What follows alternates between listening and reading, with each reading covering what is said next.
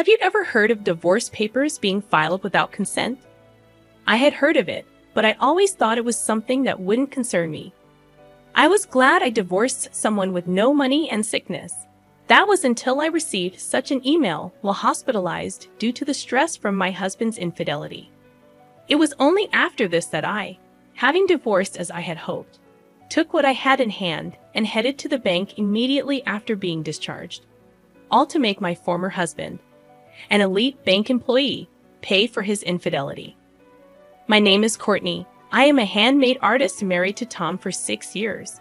We were happy together, having met as colleagues at the bank, but recently, our marriage had been strained for about 6 months. Tom began coming home late and became glued to his phone at home. He used to talk on the phone inside the house, but then he started going out to the car to talk. Suspecting an affair, I decided to hire a detective agency after much deliberation. It cost some money, but I thought it would be worth it for peace of mind. A month after hiring them, I found out about Tom's affair. His lover was a woman named Michelle, a teller at the same bank. From the report, it seemed she continued to approach Tom even knowing he was married. The report included photos of them entering a hotel, kissing on the street, and enjoying meals together. I couldn't give up on Tom. I believed his affair was just a moment of folly, and that he would return to me. Wanting to be an even better wife, I changed my hairstyle, put on makeup, cooked with more effort, and always smiled. But all my efforts went unnoticed, and the days when Tom wouldn't touch his food increased, pushing me into deeper stress. I had resolved not to confront him, but seeing him leave the house happily on the phone every day made it impossible to hold back. You seem busy lately, getting a lot of calls. Is work so demanding that you need to handle it even after you come home? I asked. Yeah, you quit the bank to marry me after working there for about 2 years, right? You might not understand, but it's a busy season now. It's easy for you, isn't it? No busy season, no earnings, just a leisurely life as a handmade artist, Tom replied, laughing in a way that seemed to mock me. I was shocked by his behavior. The Tom I knew before would never have said such things about my work, nor would he have laughed at me through his nose. He used to praise the pieces I made and supported me through my late-night work sessions. You don't have to say it like that.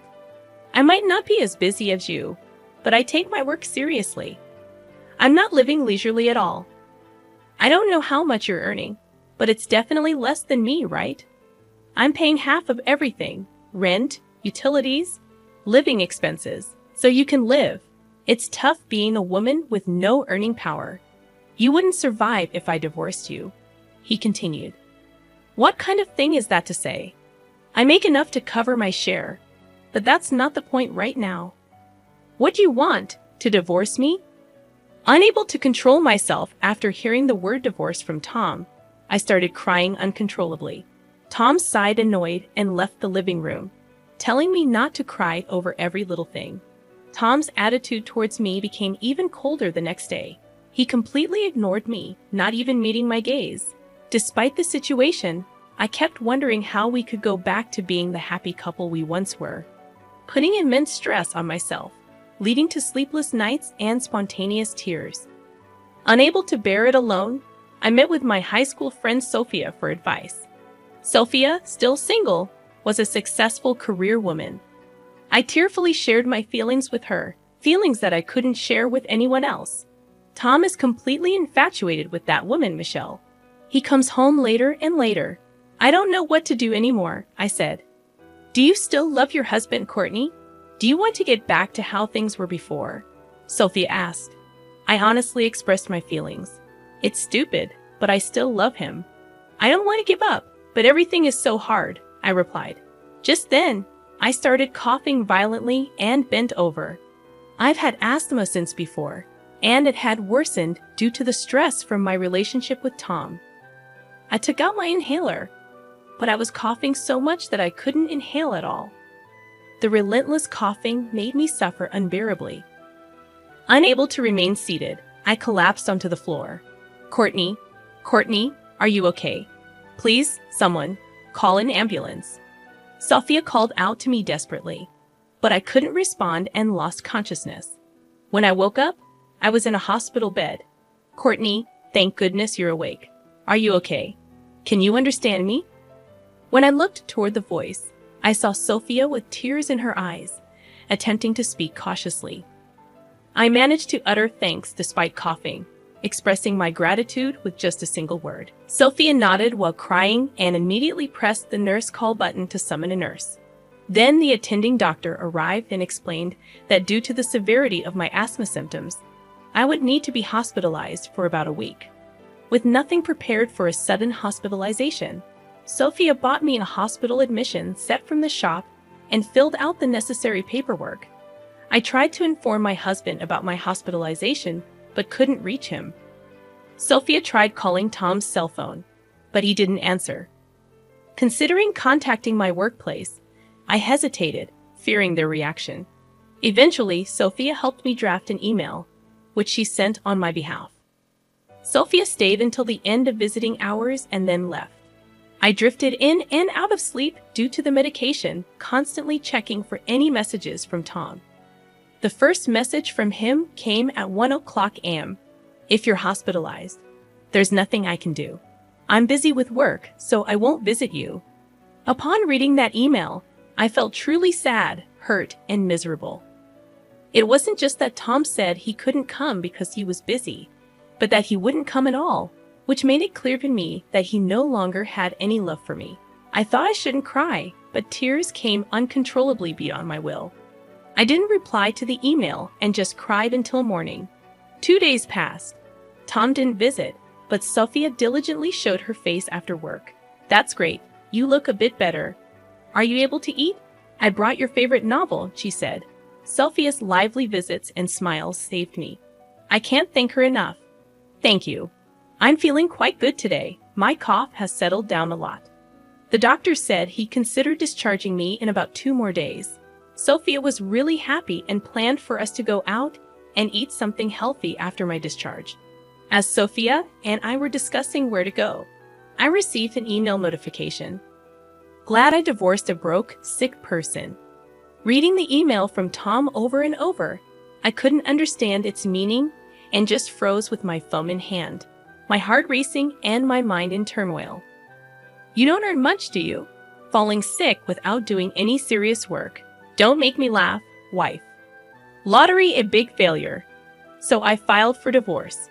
Take care, the email continued. Seeing the follow-up email, I laughed unconsciously. It felt like a farce, getting divorced by Tom while hospitalized for asthma. Tears came along with laughter, and I found myself crying and laughing. Seeing me like that, Sophia shook my shoulders in a panic. What, Courtney?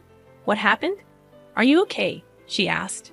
I handed my phone to Sophia, showing her the emails from Tom. Reading the message, Sophia's face turned red with anger. Look, Courtney, I know you love your husband. And I didn't want to say anything. But maybe it's time to let go, she said. I understood what Sophia meant. Even though she started crying from the emotion, she managed to put her words together. Just divorce him, Courtney. You need to take care of yourself.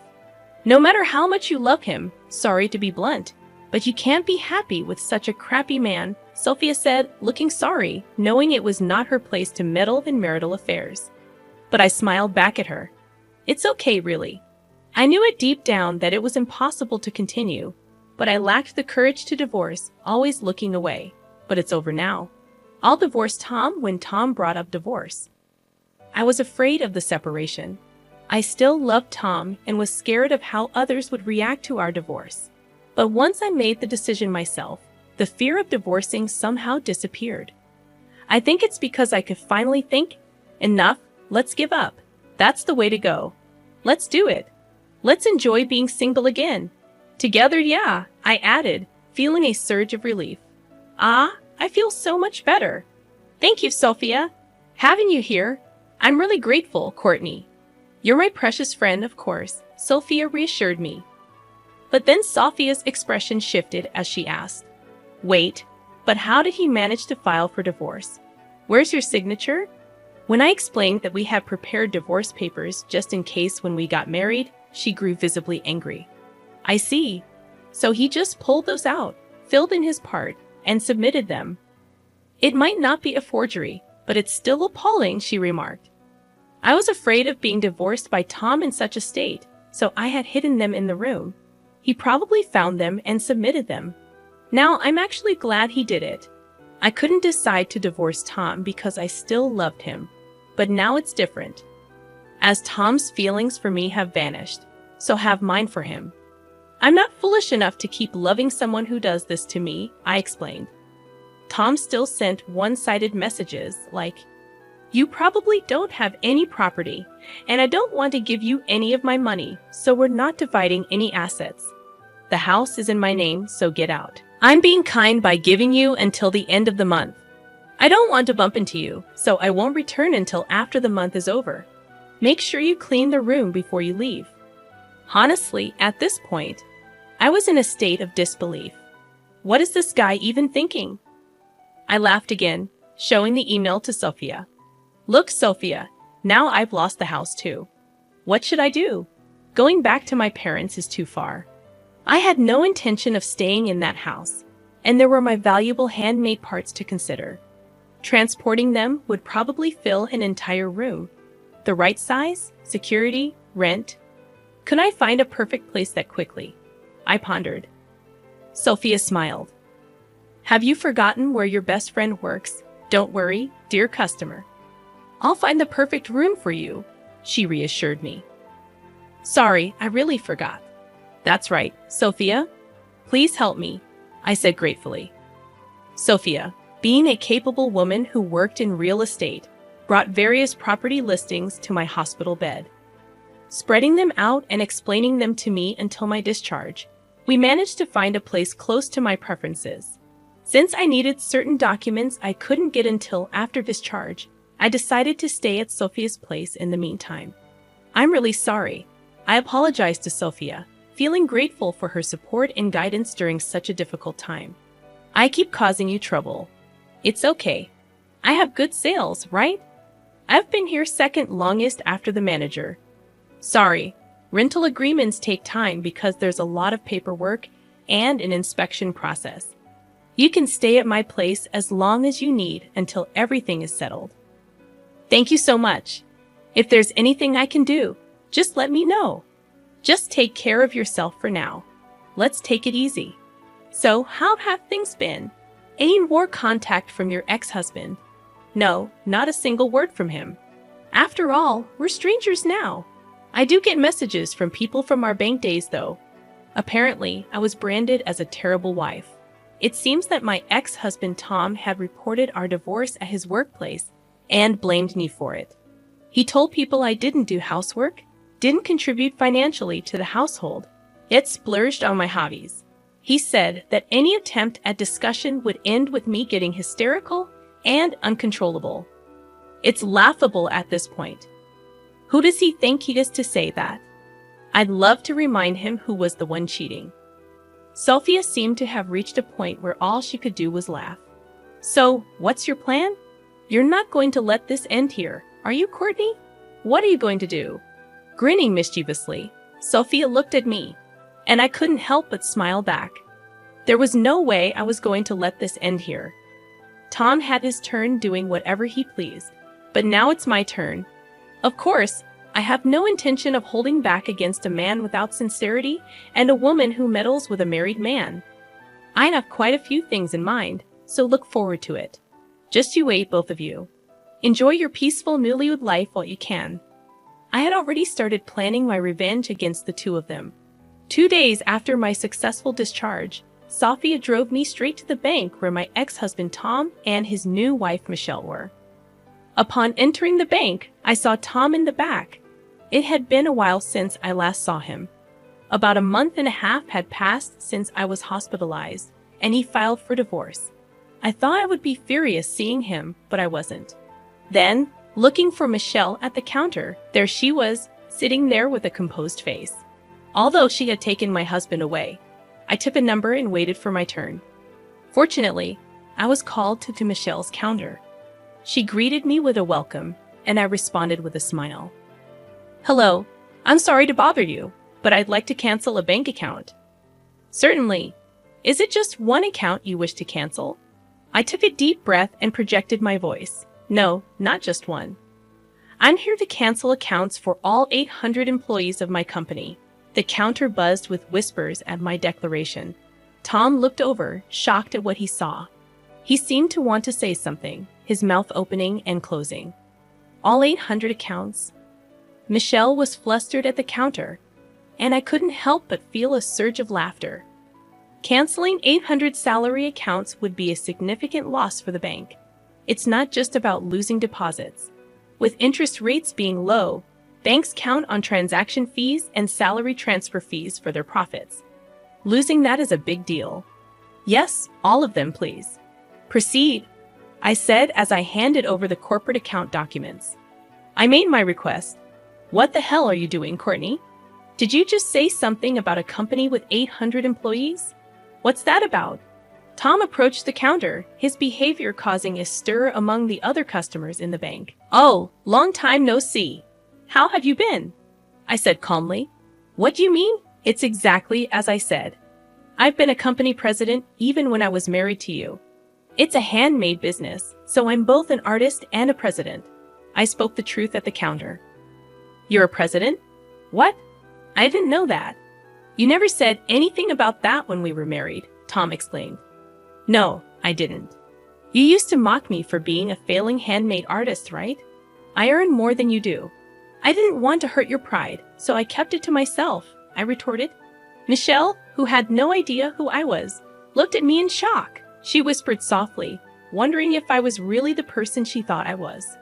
Hello, I'm his ex-wife. Please proceed with the cancellation quickly, I said firmly. Tom and Michelle were frozen, not knowing how to react to the unexpected situation. Then I heard a familiar voice, Miss Courtney, it's been a while. You seem well.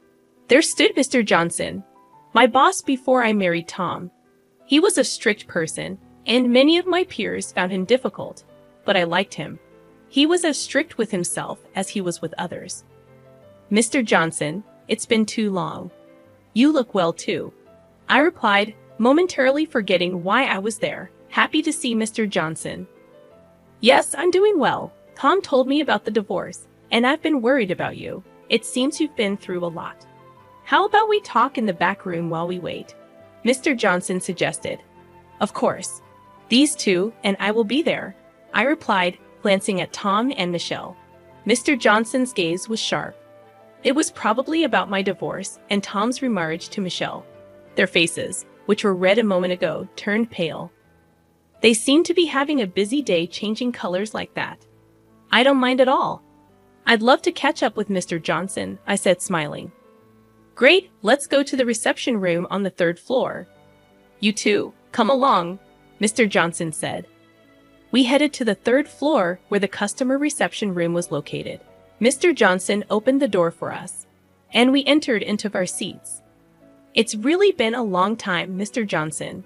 I feel regret for meeting under these circumstances, I said honestly, and Mr. Johnson smiled back. No worries.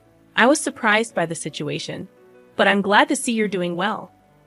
I was shocked to hear about the divorce from him, and even more so about his quick remarriage, Mr. Johnson said, glancing at Michelle and continuing, and I don't believe the divorce was your fault, as he claimed. Wait a minute, Mr. Johnson. Are you implying that we're to blame? Is that not the case, if I'm wrong? Tom interjected. I apologize, but you see, I've taught her about work for several years. She was always the most meticulous, organized when it came to cleaning. And if I recall correctly, she used to bring homemade lunches every day, right? Mr. Johnson asked me. His precise recollection of these details from years ago made me feel appreciated for my efforts. Not doing housework, not contributing financially to the household, but spending on hobbies, and becoming hysterical during discussions. That's what you've been spreading around as the reason for divorce. But Courtney is not like that. Mr. Johnson defended me so firmly that tears welled up in my eyes. It felt overwhelming to have someone who understood. But that's the truth. You only know her from a work perspective, and you might suspect we had an inappropriate relationship, but that's not true. Yes, that's right, I never cheated. I just couldn't stand seeing Tom so down after his divorce, And while I was cheering him up, he proposed. Tom attempted to explain, while Michelle argued her point with tears, like a tragic heroine. Ridiculous. I was the one who was hurt. I interjected, taking out a document about the thickness of a notebook from my bag. Would you like to see this, Mr. Johnson? You too can look as well. Oh, but perhaps there's no need.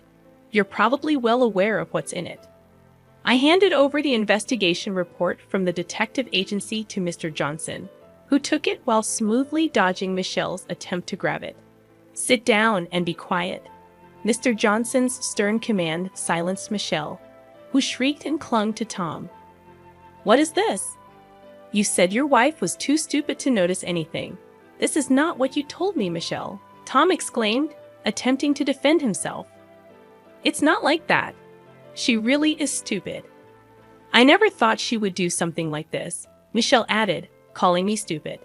Too much, aren't you? Just as I was about to retort, Mr. Johnson's furious shout exploded. The idiots here are you two, cheating on your wife, Tom, and you, Michelle, getting involved with a married man, playing the victim. You two are the offenders, and Courtney is the victim. Thank you for saying everything I wanted to say. It feels refreshing. But may I add something? I asked, feeling empowered by Mr. Johnson's strong support. Of course, say it. I won't stop you, Mr. Johnson encouraged. Grateful for Mr. Johnson's strong support, I continued. He nodded at me vigorously and began reading the report with intense focus, his frown deepening. You called me stupid, but do you think a stupid person can run a company? It turns out you were the one with the lesser income. How much was your salary again?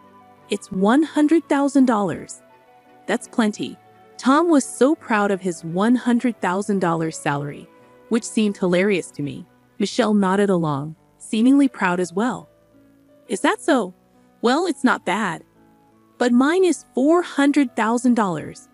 I have 800 employees, and it's only our 4th year in business, the handmade business you look down on. I started a company with my friends. $400,000. I revealed, watching Tom and Michelle's faces drop in disbelief at the revelation that the person they underestimated was actually a company president earning $400,000. Yes, business is booming, so we're planning to hire more staff, I added with a satisfied smile. I thought it would be beneficial to have our employee accounts with your bank, but there's no need to be considerate anymore. So I'm canceling them all, I declared firmly. Tom and Michelle were taken aback by my sudden decision. Wait, just wait a minute. If you cancel, the bank's deposits will increase. Having salary accounts means potential for housing mortgages and such. It's a big loss for the bank if you cancel, Tom tried to reason, seemingly forgetting my background as a former bank employee. It seems he forgot that I used to be a bank employee, the basic knowledge that any bank employee would have. He's making it sound like a revelation, I thought to myself. Yes, I'm aware. It's basic knowledge for a bank employee, isn't it? Are you underestimating me?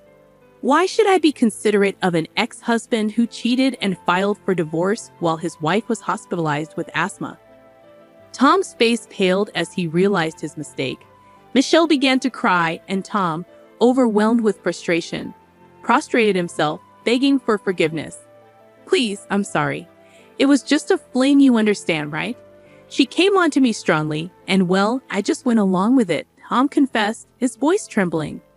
Michelle, angered by Tom's admission, lashed out at him, blaming him for their affair. The scene before me was so absurd that I couldn't help but laugh. Ridiculous, utterly ridiculous. Are you kidding me? What value does such a prostration hold? Especially when you have no value to begin with? Mr. Johnson intervened, his voice dripping with disdain. Exactly. Having seen incontrovertible evidence, I'll make sure you are punished accordingly. Your affair has led to the bank suffering the disadvantage of mass account cancellation, Mr. Johnson stated firmly. Tom and Michelle could only hang their heads low in shame as they realized the severity of their actions. As our conversation ended, the account cancellations were completed, and I left the bank feeling refreshed. Later, Mr. Johnson informed me that both Tom and Michelle had been dismissed for their misconduct.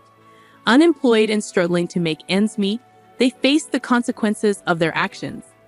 Interestingly, Tom continued to send me messages and emails, begging for reconciliation after divorcing Michelle. I ignored his pathetic attempts, forwarding them to Sophia for a good laugh.